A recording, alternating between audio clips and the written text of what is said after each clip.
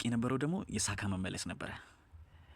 እንደሚታወቀው የአርሰናል ደጋፊዎች ሳካን በጣም ይወዱታል። የሱ መመለስ በጣም ይጠበቃል። በአርሰናል ደጋፊዎች ብቻ ሳይሆን በመላው በዓለም ላይ ባሉ ጋዜጠኞች፣ የስፖርት ቤተሰቦች፣ ስፖርትን በሚወዱ ዘንድ ሁሉ የሚጠበቅ ክስተት ነበር። ሳካ ባይዘዌይ ወርልድ ክላስ የሆነ ተጫዋች ነው። አንድ ክለብ ውስጥ እንደዚህ ራሱን እንዲናፈቅ፣ እንዲወደድ፣ እንዲፈለግ የሱ መምጣት እንደዚህ ጉጉት እንዲሆን እስኪሆን ድረስ ራሱን የገነባ ተጫዋች ነው። በእንደዚህ ደረጃ የሚፈለጉ ተጫዋቾች በዓለም ላይ ጥቂት ናቸው አይደል? እንደነ ሜሲ በቃ እንደዚህ በጉጉት የሚጠበቅ የአንድን ክለብስ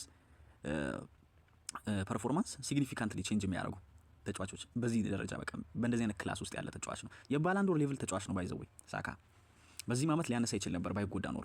ነገር ግን ይሄ ሁሉ ነገር እንደተጠበቀ ሆኖ ግን ኦ ማይ ጋድ ትላንትና የአርሰናል ደጋፊዎች በስቴዲየም ውስጥ ያደረጉለት ጩኸት ግን በጣም ልብ የሚነካ ነበር።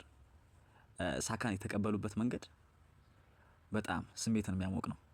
ምን ያህል እንደሚወደድ ምን ያህል እንደሚናፍቅ የሚያሳይ ነው።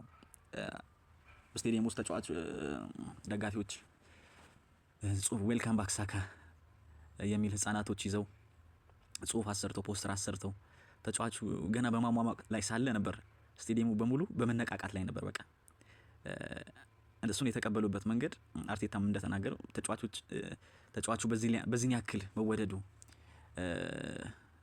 የሚያሳይ ነው ደጋፊዎች ያደረጉለት ነገርና ይህም ደስ ይላል እና ቃልን ሁላችን ምን ያህል ተወዳጅ እንደሆነ ነው ያለው። በጣም ድንቅ አቀባበል ነው ያደረጉለት። ለ3 ወር የራቅ አይደለም የሚመስለው፣ ለብዙ አመታት ጠፍቶ የመጣ ነው የሚመስለው።